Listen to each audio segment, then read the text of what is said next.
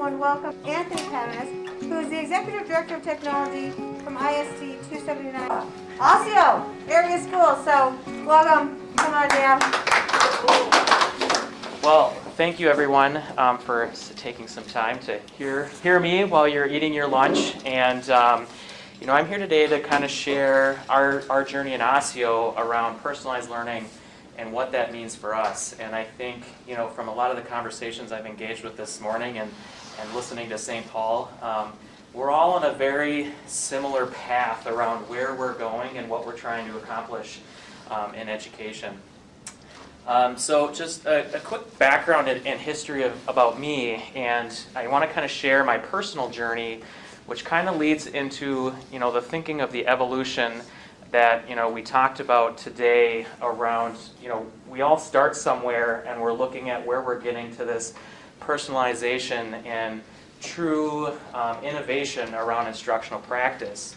And as a young educator, graduating college, getting into my first teaching profession, like many of the young educators that we see, we don't know what we don't know. And oftentimes, and even still today, watching teachers coming out of teacher prep programs, there's a lot of great instructional theory and educational theory and strategies that are taught, but a practicum and a student teaching experience, we all know is not enough to really look at what does that mean as an educator in that classroom space. So, I started my educational career as a high school math teacher, was always very passionate about technology, and it was about 3 years in I kind of had the epiphany and the reflection of what I was doing instructionally as a teacher.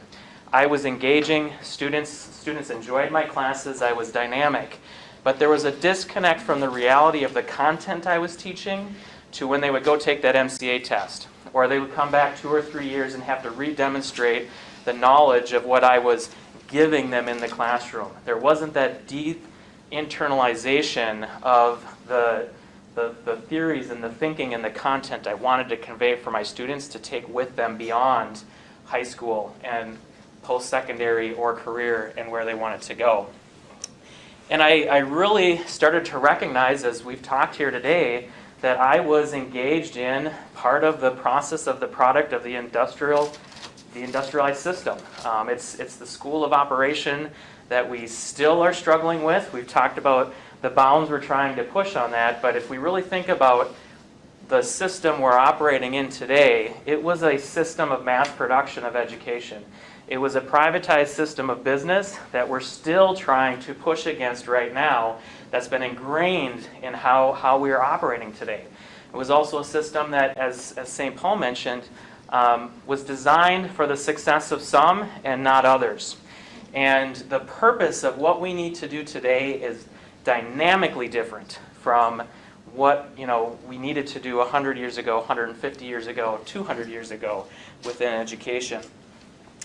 And from there I started rethinking instructional design, started looking at flipped instructional strategies, working on graduate work, doing a lot of research around different instructional opportunities that ultimately led me into a digital content instructional coach role, where I looked at and viewed myself as really a thought partner with educators to rethink instructional design and how we wanted to deeply connect students in that process of learning and gain the skill sets of learning. That ultimately has led me into a district level leadership role where I'm at now.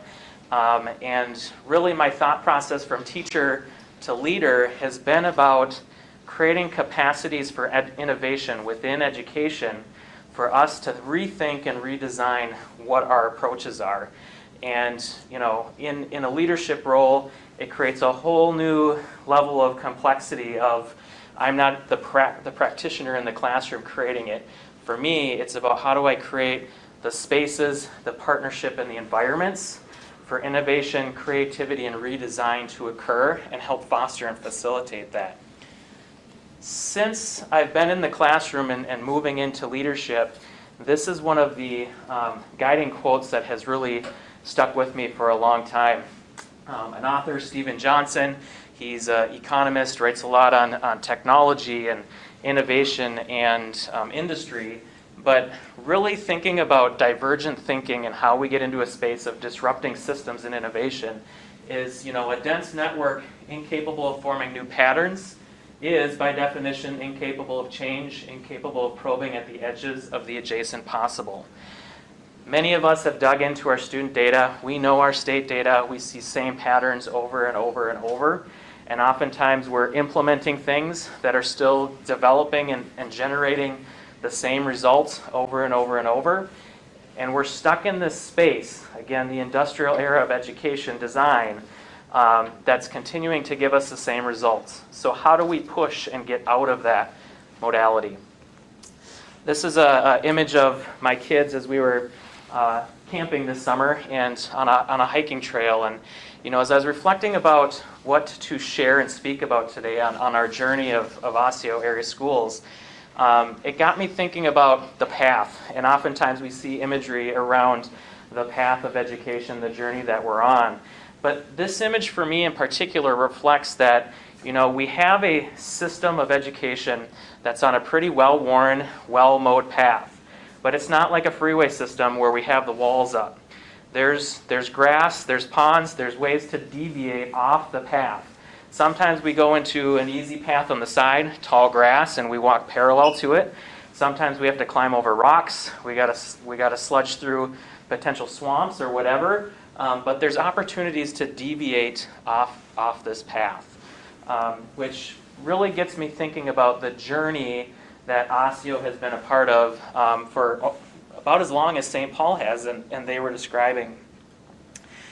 So here is a big snapshot picture of kind of where we started and where we're at today. So in 2013, we passed a technology levy. And like any great innovation, there needs to be some form of startup investment, whether it's time, human resources, or in our case, financial resources, to foster and kick off the direction that we wanted to go.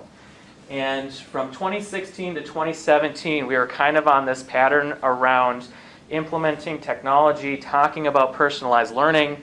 And then 2017 was when I came into the organization with Osseo. And just prior to me getting there, there was a lot of questions starting to occur around what is it we're doing and why are we doing this? What is personalized learning? Why do we have one-to-one technologies? There was an interest convergence of teachers questioning what and why, school board members questioning what and why, and a wondering of where is it we really want to go in the future, which led to us kind of doing a review and refocus, and I'll talk some more about that in the upcoming slides. And then we were very strategic as we refocused how we implemented and staged that. So we did it intentionally by high school, then middle school, and then elementary. And part of our thinking as we were re-implementing and redesigning is how do we build in the capacity for agility and flexibility in the system.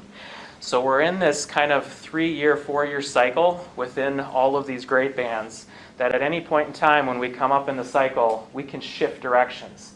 Maybe this technology solution isn't working and we need to do something completely new. Maybe this instructional design we're working on, hasn't borne the fruit of what we want to have. So how do we tweak it and redesign it? Thinking about implementation process, it usually takes about 3 years till we start to see full fruition of what it is we want to capitalize on. So, like many districts, starting their journey around personalized learning, the first 5 years of our tech levy was very technology-centric. It was about how do I get devices, how do we create one-to-one programs, what are the software solutions that we want to use, what do we want to implement, how do we implement that, how do we provide training for teachers on how to use an iPad, how to use Schoology, how to use CSOD. It was very, very, as I said, tech-focused and tech-centric. And many systems start that way. It's a natural start from what I've observed and engaged with other systems that we lead with the hardware, and the hardware tends to drive the conversation for many years. And I think that is a lot of what contributed to getting to where we were in 2017 to kind of put the pause and the brakes within that space. We laid a lot of good foundational stuff to make sure that we had technical infrastructure, technical resources, digital access to stuff that's foundational for any transformational change. But staying in that space doesn't alone make the transformational space. It's the thinking of, if we build it, they will come. A lot of thinking of, if we provide the resources to the teachers, we give them some space to explore, that something dynamically will shift in the classroom and we'll get to the personalized learning that we want. Teachers had a hard time thinking of, how do I take this iPad and think completely different? Because again, they're ingrained in the industrial system of what education was. So we saw a lot of S&A in the SAMR model. It was, this is great, I had a worksheet, now I put it in a PDF, my students are going to do it in Notability. This is great transformational change. And it's the same instruction, just a different platform that they're engaging with that instruction on. So as we continued our work, we went back to what was the original intent in 2013 around personalized learning. What were the pillars of the vision that we wanted to accomplish? So we haven't changed our definition around personalized learning. We haven't changed the tenets around what we wanted to accomplish within personalized learning.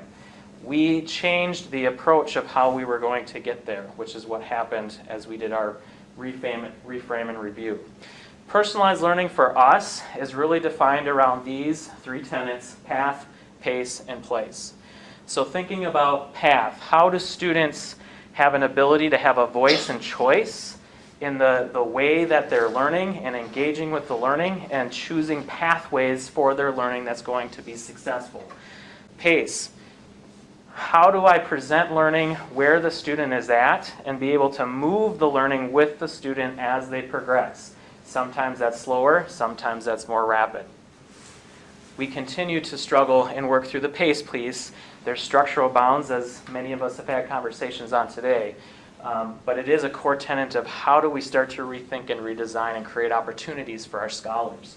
And then place, which the pandemic we know really started to amplify our opportunities around this, but that anytime, anywhere learning. We know we have technology solutions and resources that a student can engage anywhere in the world, globally, with our systems, our learning, our connect with our teachers, that we're not bound by a physical brick and mortar space anymore. So how do we incorporate that and think about that in the designs that we're creating within our instructional institution? So in 2017, it's not really monumental, but the big idea that came out of our review was flipping the conversation of leading with technology to leading with teaching and learning. How do we start to have meaningful conversations about what environment do I want to create for my students? How do I want my students to engage in learning? And how do I want to instruct within my classroom space? Then we came back with, what are the technology solutions that can support and create that environment? So it caused some significant shifts in some of the tools that we were using within our system. One of them, most notably, we had been iPads in grades 4 through 12 for 6 years leading up to this. And when we started talking to teachers, we were very intentional to keep any technology hardware out of it. We didn't want to hear iPads versus Chromebooks, or I want a PC because of this class. We had very intentional conversations of, as an instructional group of teachers in the high school space, we did the same thing with elementary, middle. What are you trying to accomplish? How are you trying to teach? And then we had a deep conversation of what is the right tool to utilize. That caused us to have a shift at the high school to Chromebooks. We did the same thing at the middle school level, and we now have a hybrid approach of multiple devices at our elementary level. It caused us to shift from having Schoology as a K-12 system to really engaging as to what is the most appropriate tool for us. We now use Seesaw in K through 5 and then Schoology in 6 through 12, based on the modalities and designs that we're trying to create within that instructional space. And if we look at the big shift, technology is always going to be there. That didn't change. But from 2013 to 2017, we were hyper-focused on, how do I create digital content? How do I take what I used to do, paper pencil, and put that in a digital space? So it was focused on a learning management system. digital content creation.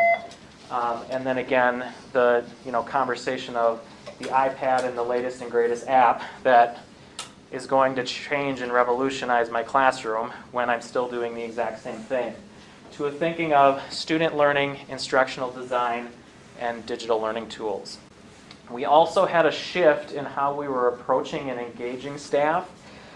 So when we first launched the iPads, we spent a lot of upfront PD to work with teachers on how do you use it and how do you engage it. There was only 2 required mandated trainings that all teachers had to engage with when they first got their iPads. Everything else that occurred, we provided a lot of professional development as a system, but there was a lot of choice options. So teachers had a pathway to disengage with PD if I'd rather focus my energy around instruction within this other area. In 2017, when we relaunched, we had a large conversation of a system as to how we better tighten and integrate what it means around digital learning and technology integration. So as we reframed and relaunched our redesign with our particular levels, we had mandatory professional development where we engaged with all staff around the vision of what we're creating and how to use these tools more adaptively in the classroom to create those environments that are there. We also worked very closely. Fortunately, the way our design is our tech integration team actually lives within learning and achievement. It's not under the technology department. So the tech integration team works very closely with all our instructional coaches and our staff development and assessment specialists to have conversations of, if you're talking about a reading strategy or a math strategy, here is how you would use the technology tool. So when you're working with teachers and coaching teachers, how do we bring that tech integration skill set and build that capacity within the teaching staff as we're being very intentional about the integration of all of those components within that space. Then, of course, we were in the middle of implementing at elementary, and the pandemic hit. It threw us all off on thinking of what we were doing and this plan that we had kind of going all along, which was going to have 1-to-1 in 4 through 6. Third grade was going to have a 2-to-1 set of devices, and then our K through 2 classes were going to have some small classroom sets, because the instructional design we were talking about at that time was work group stations and how we have those kind of flexibility based on the instructional design within that space, that they didn't necessarily need a 1-to-1 environment. Pandemic, of course, forced us into a 1-to-1 environment. Luckily for us, we had thousands of iPads that were slated for retiring, sitting on a shelf, ready to go, and we pulled them all down off the shelf and kind of did the revive 6-year-old iPads to make sure that every student had access to something. There was a lot of challenges that came with the pandemic, and I think for many of us, I think we can all probably agree that in March of 2020, we weren't having conversations about digital learning or about how we're integrating tools. We all went into emergency education response mode, and it was, how do we get the core essentials to our students, even if there wasn't real depth and breadth of what actual learning was occurring. That conversation continued to evolve as we moved into the 2020-21 school year, and trying to build capacity of teachers to be agile, knowing that we would go from a distance learning model to in-person, into hybrid, back into distance learning, and having that shift throughout the school year. So we started narrowing down kind of what are our core essential tools that we need to focus on as a system and make sure that everybody has good core competencies on that, and being able to build capacity around flexibility and agility, which it's difficult, and we're seeing the stresses still this year of recovering from the pandemic. But there is still opportunity as we think about dynamically shifting our instructional system in the future, that the capacity that we can build around educators now around agility is going to help us as we try and shift out of traditional mindsets with instruction. Our team really kind of talked about what the pandemic meant and the challenges that went through it, but the gleaning opportunity we're still trying to capitalize on is it was digital learning immersion for scholars and for our staff. So staff who may have stepped back and didn't fully engage with all of our technology tools and resources before had to jump in and learn and get supports to build a foundational skill set as an entire system of how I can use technology to teach in different ways and different pathways. We're in this space now, as we're coming out of the pandemic, of trying to see how far we can push while also balancing the reality of the social emotional needs of our staff and the stress that's occurring with staff. So, you know, when the pandemic was kind of coming down, we were coming into the school year, I actually was slightly energized because I'm like, we've just had one of the most monumental opportunities as an entire nation to rethink about what we can do instructionally in a school and how we can define learning. And we had some amazing conversations over the course of last summer with leadership teams and groups of teachers thinking of, wow, if, you know, we saw this, we tried this where we had kind of Fridays as a asynchronous day and it allowed us to have collaboration and partnership and create strategic interventions within that space. Wouldn't that be cool if we could create that into our system? So there was a lot of great energized thinking about the possibilities of what could be because teachers had now experienced it, got a taste of it, and could see where it could go. And then the school year hit, Omicron hit, and we've all seen the continued stress of teachers where they've kind of, to a certain degree, reverted back into a safe modality, which is completely understandable. So we at least know the capacity of where we can go, but we want to be very cognizant of how far we can push and when we can push that to really start to drive additional transformation and change. As we look to the future, there are some great opportunities that came out of the pandemic and what we've been defining around path, place, and pace, and how we're building some, what we're calling our flagship program to iterate. I love the word iterate versus mutate, because really, you know, when you think about innovation and development in the sectors outside of education, it's really about ideation, iteration, prototyping, and going back and keeping that continuous improvement cycle. Prior to the pandemic and our digital learning plan around path, place, and pace, one of the opportunities we had mapped out and hadn't started implementing was an online program.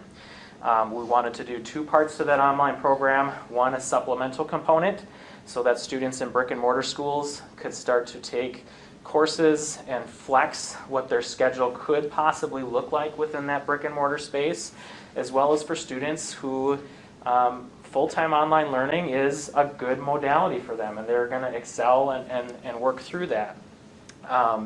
That really embodies the ideas of path, place, and pace and how we can start to embed those into our traditional school systems.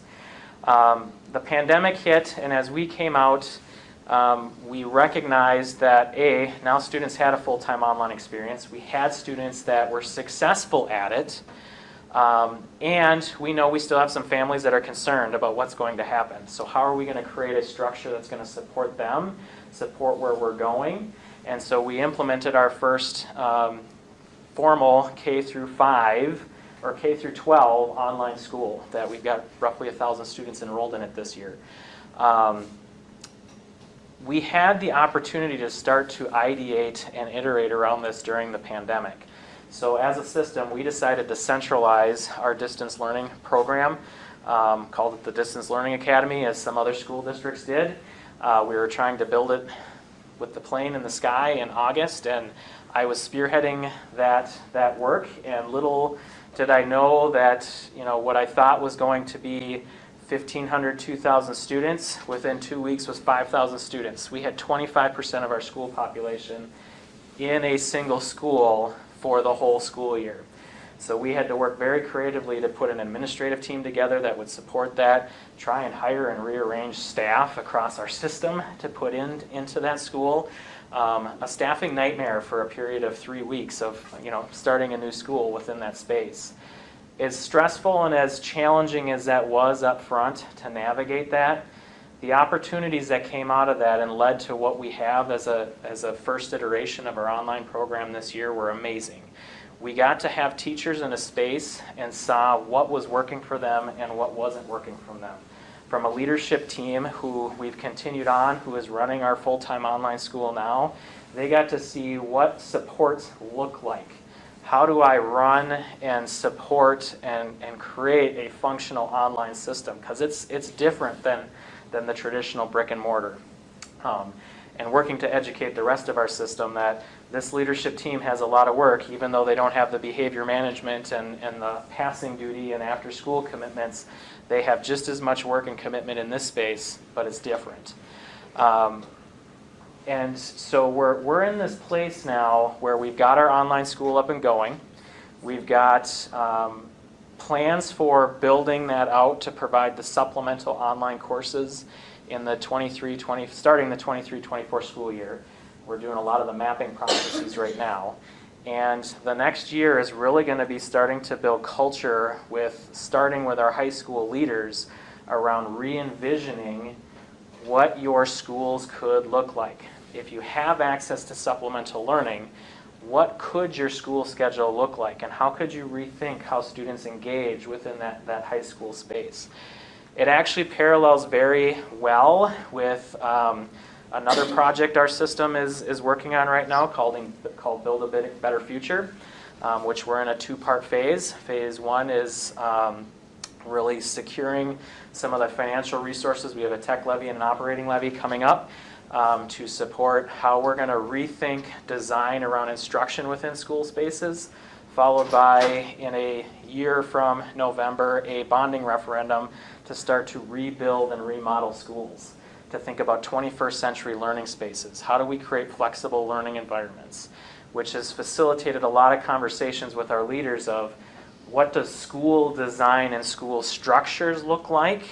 And we've got a lot of great models in Minnesota to kind of look at who's been dabbling and experimenting in these different spaces around flex spaces and students not necessarily showing up in that physical classroom but going into a different space within the school. So that's the space where we're in now as we've come out of the pandemic and we're looking at the future of what opportunities exist to continue to ideate and prototype and build greater capacity around ultimately the vision of personalized learning, of the experience for students to experience learning through path, place, and pace. I'll kind of pause there and